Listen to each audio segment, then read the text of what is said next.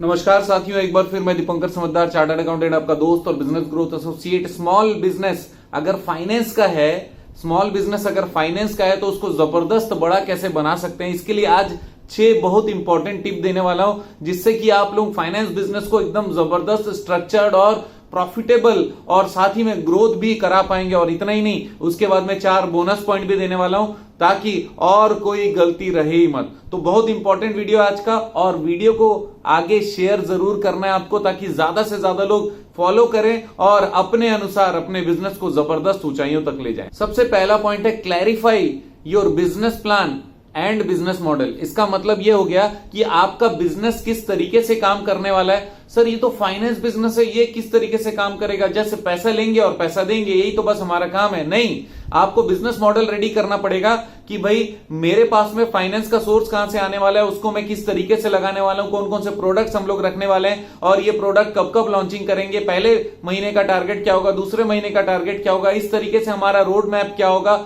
और 1 साल बाद हम लोग कहां तक पहुंचने वाले हैं, 1 साल के अंदर में कितने कस्टमर हो जाने चाहिए, कितने लोन हो जाने चाहिए, कितना कैपिटल हो जाना चाहिए, अगर होना चाहिए कस्टमर तो कहां से आने वाले हैं, कैपिटल है तो कहां से आने वाला है, उसके पॉसिबल सोर्सेस क्या है, और क्यों आपको ऐसा लगता है कि ये वाला काम हो सकता है। और इसी के साथ में आपका मार्केटिंग प्लान हो सकता है, आपका ऑर्गेनाइजेशन का इंटरनल प्लान हो सकता है, एडवर्टाइजमेंट प्लान हो सकता है, और कस्टमर आउटरीच प्लान हो सकता है। कुल मिलाकर बिजनेस का कंप्लीट प्लान, जिससे कि ये पता चले कि आगे आने वाले 5 साल 10 साल तक आप क्या क्या चीजें करने वाले हो, स्टार्टिंग फ्रॉम 0 to 10। इसका मतलब 0 आज है, आज से 1 साल में क्या करने वाले, 2 साल में क्या करने वाले, 3 साल में क्या करने वाले, और इसको थोड़ा लंबे समय तक अगर आप इसका कैलकुलेशन कर पाते हो तो ये जबरदस्त बिजनेस प्लान हो जाएगा। और ये बिजनेस मॉडल का मतलब क्या होता है कि हमारा बिजनेस का मॉडल क्या होगा, कौन कैसे अंदर आएगा, किस तरीके से अंदर आएगा, मतलब हमारे बिजनेस से कनेक्ट होगा, और कनेक्ट होने के बाद में हमसे क्या क्या चीजें एक्सपेक्ट करेगा, हम किस तरीके से उसको डिलीवर करेंगे, कितने समय में करेंगे, हमारा यूएसपी क्या होगा, किस तरीके से हम लोग हमारे हर एक कस्टमर के क्वेरीज और ट्रस्ट को हैंडल करेंगे, ये सारा चीज। एक छोटा सा एग्जांपल लेते हैं, अमेजन का बिजनेस मॉडल क्या है। अगर मैं आपसे पूछूंगा ना, अनजाने में आप सच बोल दोगे, अनजाने में आप ये बता दोगे कि सर अमेजन एकदम सिंपल है, कस्टमर को कौन सी चीज की जरूरत है या नहीं है, वो सारी चीजें उसको अगर दिमाग में विचार आ जाता है, तुरंत अमेज़न खोलता है। सर उसमें ना बहुत सारे प्रोडक्ट्स के लिस्टिंग हुआ रहता है, और उसमें जाकर अपने टाइप ऑफ प्रोडक्ट को चूज करता है। और इतना ही नहीं, वहां पर एआई जो आर्टिफिशियल इंटेलिजेंट है, वो आपको एडिशनल सजेशन भी देता रहता है। अब हमारा बिजनेस है तो आर्टिफिशियल इंटेलिजेंस नहीं होगा, लेकिन हमारे पास में जो एम्प्लॉइज होंगे वो एडिशनल सजेशन देते रहेंगे कि क्या क्या चीजें करनी। तो अमेज़न इस तरीके से सजेशन देता है सर, हम लोग उसको फिर क्लिक करते हैं, क्लिक करने के बाद में फिर वो प्राइसेस बताता है, ऑप्शंस बताता है। अमेज़न प्राइम अगर लिया है तो अमेज़न प्राइम लेने के बाद में उसमें किस किस चीज में छूट मिलने वाली, डिलीवरी में छूट मिलने वाली, आपको प्रायोरिटी में आपके पास में सामान पहुंचने वाला है, आपको किंडल एडिशन फ्री मिलने वाला है, बहुत सारी किताबें ऑनलाइन पढ़ सकते हो। ये उसका बिजनेस मॉडल है, किसके लिए? कस्टमर के लिए। वैसे सेलर के लिए भी है, अमेज़न का ही बिजनेस मॉडल सेलर के लिए अलग है। तो हमारे साथ में अगर कोई भी जुड़ रहा है हमारे फाइनेंस बिजनेस में, तो जुड़ने से लेकर उनके साथ में कनेक्टिविटी कैसे बना रहेगा, कैसे हम लोग पैसे लेने वाले, कहां फायदा कमाएंगे हम, कहां बेनिफिट होगा कस्टमर का या जो हमसे कनेक्ट होगा, इसको बोलते हैं बिजनेस मॉडल, राइट। ये हो गया पहला पॉइंट। दूसरा इंपॉर्टेंट पॉइंट है know all your cost, opportunity and budget. Budget तो इंपॉर्टेंट है कि भाई हर चीज का कॉस्टिंग होता है, कोई भी डायलॉग देने से होगा नहीं। अगर एडवर्टाइजमेंट करना है तो उसके मोड ऑफ एडवर्टाइजमेंट, कितना एडवर्टाइजमेंट करना, ये सारी चीजों को डिसाइड करना बजट है। फॉर एग्जाम्पल मैं यूट्यूबर हूं और मुझे एक नए प्रोग्राम को एडवर्टाइज करना है, तो मुझे पे पर क्लिक में भी जा सकता हूं यूट्यूब में, ताकि मेरे छोटे से ऐड आ जाए, उसमें लोग क्लिक करके उसमें अगर ज्वाइन करना चाहें तो ज्वाइन करने की सुविधा होए। उसी तरीके से मैं फेसबुक में जा सकता हूं, या फिर इंस्टाग्राम में जा सकता हूं, या फिर किसी और तरीके से मैं कैसे कैसे कनेक्ट हो सकता हूं, ये संभावना तो हमारे पास में आ गया। लेकिन उसका बजट कितना है, उससे आउटकम क्या चाहिए, क्या पॉसिबिलिटी है, ये बजट हो गया। दूसरा, हमारे बजट के अगेंस्ट में कॉस्ट क्या हो गया, ये भी चीजें आ गई। तो बजट और कॉस्टिंग मिलाकर हम लोगों ने तय कर लिया कि हाँ भाई हमारे पास जितने पैसे हैं उसके अनुसार में ये चीजें हो सकती है। लेकिन एक वर्ड और मैंने बोला, वो अपॉर्चुनिटी है। हमारे पास में और इनकम की क्या क्या संभावना है। फॉर एग्जांपल अगर मेरा फाइनेंस बिजनेस है तो फिर क्या मैं सिर्फ फाइनेंस का ही धंधा करके पैसा कमाने वाला हूं, या फिर मैं कुछ ऐड ऑन भी कर सकता हूं। मैं वहां पर कस्टमर सर्विस सेंटर का एक डेस्क भी लगवा सकता हूं, जहां पे हर कोई आकर पैन कार्ड बनवा ले। अगर उसको हमसे लोन लेना है तो लोन का रिटर्न फाइलिंग के लिए भी एक बंदा बैठा हुआ है जो उसका काम करता रहेगा। 500 रुपए लेकर हर दिन में अगर 10 लोगों का काम किया जाए तो भी 5,000 रुपए आ गए। अगर ये 2 महीने चलने वाला काम हो, 60 डेज इंटू 5,000 करेंगे तो आप सोच लो कितना 3 लाख रुपए आप आराम से कमा सकते हो। लेकिन कितना बड़ा सोच हो सकता है एक एक अपॉर्चुनिटी को ऐड करना। तो फाइनेंस बिजनेस केवल एक ही धंधे से पैसा कमाऊंगा कभी सोचना नहीं चाहिए। फॉर एग्जाम्पल, अगर आप गाय का केवल दूध बेचूंगा सोचोगे तो फिर आपको केवल 60 रुपए किलो मिलने वाला है। लेकिन अगर आप गाय का जो मूत्र होता है उसको बेचोगे, पतंजलि 200 रुपए लीटर देता है, आप सोचो आप 60 रुपए कमाने की सोच रहे हो, पतंजलि 260 रुपए कमा रहा है। इतना ही नहीं, उसके गोबर को भी कुछ कर रहा है, उससे भी हर किलो पे 50 पैसा 1 रुपए कमा रहा है। लाखों टन गोबर हर दिन होता है, तो आप सोचो कितना ज्यादा पैसा हर दिन कमाया जा सकता है। एग्जांपल बोल रहा हूं। तो फाइनेंस बिजनेस में भी ऐसी बहुत सारी संभावनाएं है, जहां जहां पर आपको लगता है अरे कस्टमर ये कैसे करेगा, वहीं पर आपके पास संभावनाएं आ जाती है। वहीं पर आप ऐड कर सकते हो नए चीजों को, नए सर्विसेज को, जो आपके फाइनेंस बिजनेस के साथ में आपके कस्टमर को लगेगा कि ये बंदा जैसे ही आता है हमारे बिजनेस में, अरे गजब हो जाता है, इनके पास जाएंगे सारा चीज कर देने वाले हैं। इसी कारण जब आप सर्विसेज पे बहुत ज्यादा ध्यान देने लगोगे, आप देखना आपका जो मेन धंधा है जबरदस्त चलने लगेगा, आपके पैसे बनने लगेंगे। अपॉर्चुनिटी का आपने इस्तेमाल कर लिया। ये था सेकंड पॉइंट, राइट। तीसरा बहुत इंपॉर्टेंट चीज है कैपिटल स्ट्रक्चर। ये कैपिटल स्ट्रक्चर बहुत ज्यादा इंपॉर्टेंट क्यों है मैं आपको बता दूं, क्योंकि अगर हम लोगों को पता नहीं कि कहीं से भी पैसा आ जाए, सर अपन धंधे में लगाने के लिए एकदम तैयार है, मेरे पास कस्टमर है सर, कस्टमर बहुत अच्छे से मेरे को कलेक्शन हो जाता है, अपन के एरिया में दीपंकर समझदार का फुल नाम है और अपने को भयंकर पैसा मिल जाएगा सर, कहीं से भी जिसको बोलेंगे वो पैसा लाके अपने यहां बोरा जमा कर देगा सर। लेकिन ऐसा करना नहीं है, क्योंकि आज आपको सामने वाले को पता है कि आप करने वाले हो शायद, और आपको अभी कुछ पैसा दे रहा है, लेकिन फ्यूचर में हो सकता है आपके बिजनेस को कब्जा कर ले। सर ये कैसे हो जाएगा सर? तो मैं बता दूं कि अगर आपने प्राइवेट लिमिटेड कंपनी बनाई है, माइक्रो फाइनेंस बनाया, एनबीएफसी बनाया, कोई भी कंपनी बनाई है जिसमें स्टेक होल्डर में अगर आप किसी को खड़ा कर दोगे, किसी को पूंजी दे दोगे कि वो ऐड हो जाए आपके साथ में एज ए स्टेक होल्डर, तो फिर वो कल दिन वो ओनर भी बन सकता है, आपको पावर चला जाएगा, कंट्रोल चला जाएगा। लेकिन अगर आपको पक्का पता है कि मेरा धंधा मेरे कारण चलने वाला है, मेरा दबदबा है, मेरा सिस्टम है, मेरे लोग हैं, जबरदस्त काम कर लेंगे, केवल पैसे की जरूरत है, आप लोन के रूप में लीजिए ज्यादा और शेयर के रूप में लीजिए कम, कंट्रोल अपने पास ज्यादा रखिए, हो सके तो पूरा अपने पास रखिए और दूसरे को केवल ब्याज ही दीजिए। कितना चाहिए भैया? 8% नहीं 10% दूंगा, लेकिन साल के आखिरी में लेकर जाना। 10% नहीं 12% दूंगा, साल के आखिरी में लेकर जाना, बीच में मैं कुछ भी नहीं देने वाला हूं, ये चीज आप समझ लेना। या फिर आपका जो भी टर्म्स हो, कैपिटल स्ट्रक्चर बहुत इंपॉर्टेंट है। कैपिटल स्ट्रक्चर का मतलब मैं कहां से पूंजी लाऊंगा, सेल्फ ओन फंड रहेगा क्या मेरा, ये डिसाइड करना है, या फिर मुझे लोन पे पैसे मिलेंगे क्या, या फिर बैंक मुझे फाइनेंस करेगा क्या, या फिर कोई मेरा स्टार्टअप आइडिया आ गया फाइनेंस बिजनेस में, तो क्या कोई मेरे साथ में तुरंत कनेक्ट हो सकता है जो उसको लगे कि यार फ्यूचर में दीपंकर का बिजनेस जबरदस्त चलने वाला है, आज पैसा लगा दूं, बाद में पूरा बम फूटेगा और 10 रुपए का शेयर 50 रुपए में खुद दीपंकर खरीद लेगा, क्योंकि उसको 100 रुपए में बेचते बनेगा। तब मैं दीपंकर को नहीं देने वाला हूं, तब मैं बाहर में ही बेचूंगा। अच्छा दीपंकर क्यों ये वाली बात मानेगा? एक एग्रीमेंट कर लेते हैं शेयर होल्डर, जैसी शेयर होल्डर एग्रीमेंट कर लेंगे, ये बहुत अच्छी बात हो गई, दोनों पार्टी क्लियर हो गए, उसको चाहिए पैसा, मुझे भी चाहिए पैसा, वो आज दे रहे मुझे पैसा, मैं धंधा बढ़ाऊंगा, उसका 10 गुना वो कमाएगा, जब कमाने लायक हमारा धंधा बढ़ जाएगा। खुशी की बात है, यस और नो? बिल्कुल। वापस से बोल दूं, कैपिटल स्ट्रक्चर में आपका कंट्रोल होना चाहिए, ज्यादा ओनरशिप आपके पास होना चाहिए। ये था तीसरा पॉइंट, राइट। चौथा इंपॉर्टेंट पॉइंट है use automation tools and techniques. क्यों?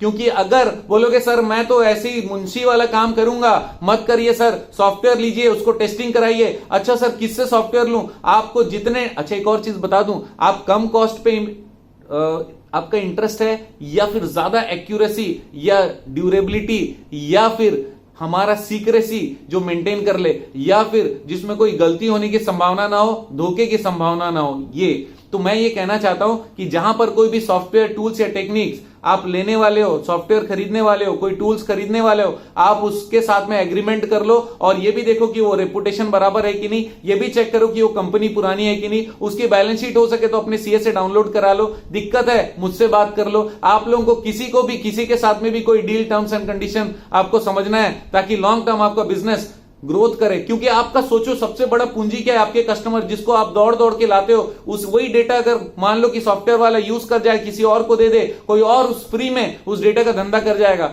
जबकि आपको एक एक व्यक्ति को अपने बिजनेस तक खींच के लाने में आपकी खून निकल गई, यस और नो, जान निकल गई, और पूरा इतना बड़ा जमा पूंजी हमारा डेटा किसी और के कंट्रोल में रहेगा, तो क्या उसके साथ में हमारा डीलिंग एग्रीमेंट और ट्रेनिंग का जुगाड़ होना नहीं चाहिए, अपडेशन का जुगाड़ होना नहीं चाहिए, अगर टेलर मेड कुछ करना चाहे क्या उसका जुगाड़ होना नहीं चाहिए, राइट। तो ये सारी चीजों को हम लोग को देखना है और टूल्स और टेक्निक्स 100% यूज करना है। जो चीज आपको लगता है ये बार बार मुझे करना पड़ता है, किसी और से करा दो, कोई और उतना स्किल्ड नहीं है, अगर उसका सॉफ्टवेयर है, टूल्स है, टेक्निक्स है, उसको जरूर यूज करिए। कस्टमर रिलेशनशिप मैनेजमेंट सीआरएम का टूल्स आपके पास होना ही चाहिए, डाटा मैनेजमेंट का टूल्स होना ही चाहिए, एंटरप्राइज रिसोर्स प्लानिंग ईआरपी का सिस्टम आपके पास अगर हो तो जबरदस्त हो जाने वाला है। ये था चौथा पॉइंट, राइट। पांचवा बहुत इंपॉर्टेंट पॉइंट है, maintain commitment, clarity and trust. क्या बोला मैंने? Maintain commitment, clarity and trust. आपको ये तीनों चीजों को मेंटेन करना पड़ेगा। छोटा से छोटा कमिटमेंट भी बहुत लाखों करोड़ों का इंपैक्ट डालता है किसी भी व्यक्ति से आपका कनेक्शन होने में। आपको ये पता है, 1 रुपए का चेक अगर बाउंस हो गया ना, 3 साल जेल में जाने वाले हो। 1 करोड़ का चेक बाउंस हो गया तो नहीं जाओगे जेल, वो खाली नोटिस खेल पाओगे। इसका मतलब ये हो गया कि जब छोटा कमिटमेंट हो तो उसमें सजा बड़ी होती है। इसका 1 पैसे का भी विश्वास नहीं कर सकते अगर कोई ये बोले, तो इसका मतलब ये कि जिंदगी में उसके साथ कोई काम नहीं करने वाला। आप ये याद रखना, जब भी आप कमिटमेंट करो तो कमिटमेंट के बाद तुरंत पूरा होने पे बताओ कि सर मैंने ये बोला था, मैंने ये किया, मैंने ये बोला था, मैंने ये किया, सर मैंने ये बोला था, मैंने ये किया, मैंने ये बोला था, मैंने ये किया। ऐसा बोलते बोलते आप कमिटमेंट गुरु बन जाओ। आपका पूरा ऑर्गेनाइजेशन में ये कल्चर फैला दो, commitment is our culture, right. और ऐसा करने पे कस्टमर का ट्रस्ट आपके साथ जुड़ेगा, क्लैरिटी रखेंगे, कोई भी चीज छुपाएंगे नहीं। जो चीजें डॉक्यूमेंट में आपने जो साइन किया वो भी सामने में, अगर सामने वाले को इंग्लिश आती नहीं है तो फिर आप इंग्लिश, हिंदी और मराठी, गुजराती, बंगाली, जो भी लैंग्वेज का बंदा हो उसके साथ में उसका वो वाला वर्जन जरूर रखिए और जो समझता है उसको जरूर पढ़वाइए। आप बताना कि हमारे कंपनी का पॉलिसी ऑनेस्टी है, क्लैरिटी है, कमिटमेंट है और ये पूरा करते हैं हमारे सारे लोग। ये चीज आपके फाइनेंस बिजनेस में होना ही चाहिए। छठवां सबसे इंपॉर्टेंट चीज बताने वाला हूं, क्योंकि इसके बाद बोनस पॉइंट बहुत ज्यादा जरूरी है, बट ये सबसे इंपॉर्टेंट, ये जो 6 पॉइंट है ये करना ही चाहिए।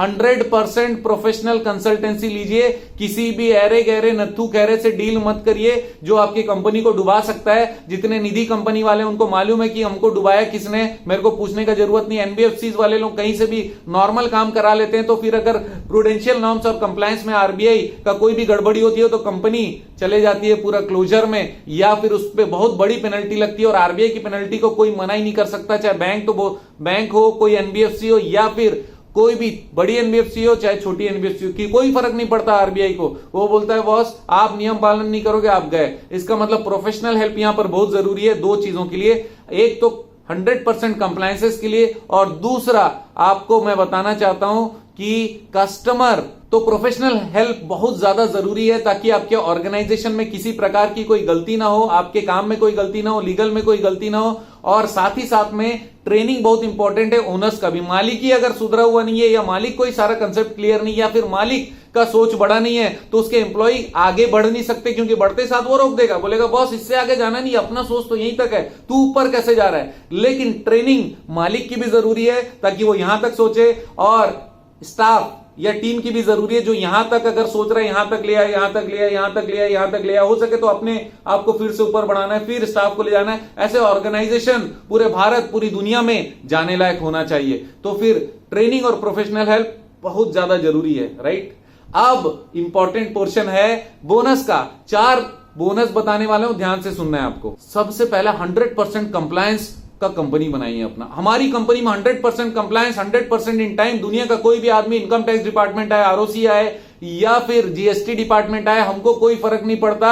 आपको जितना नोटिस देना आदमी आने आओ, हमारा हर चीज कंप्लायंस 100% होता है और इसके रिकॉर्ड्स हमारे पास में जबरदस्त तरीके से एनी टाइम रेडी रहते हैं। आ जाओ जितना आ सकते हो, यस और नो। ये एटीट्यूड आपका होना बहुत ज्यादा जरूरी है और ये काम में दिखना चाहिए। दूसरा इंपॉर्टेंट पॉइंट है प्रोवाइड मल्टीपल पेमेंट ऑप्शन, क्योंकि जैसे आप कलेक्शन करोगे, दुनिया भर की पॉलिसीज रखोगे, collection policy, HR policy, operation policy, आपका एडवर्टाइजमेंट पॉलिसी, उस सारे चीजों में पेमेंट का जुगाड़ रहना चाहिए। कोई भी व्यक्ति किसी भी तरीके से पेमेंट करने के लिए तैयार हो, तुरंत पेमेंट के लिए ओके रहना है। मतलब ऐसे करोगे कर डालो, वैसे करोगे कर डालो, रेजर पे दे दो उनको, यूपीआई दे दो उनको, एनईएफटी करने के लिए बैंक का अकाउंट दे दो उसको, गेटवे दे दो, सारा दे दो, जो जो पॉसिबल है सारे व्यवस्थाएं अपने कस्टमर को और अपने से कनेक्टेड जितने भी लोग हैं वो सबको प्रोवाइड कर लेना। ऑटोमेटेड पेमेंट सिस्टम जहां जहां हो सकता है वहां पर जरूर हम लोगों को वो फैसिलिटी लेनी चाहिए। तीसरा बोनस पॉइंट बता दूं,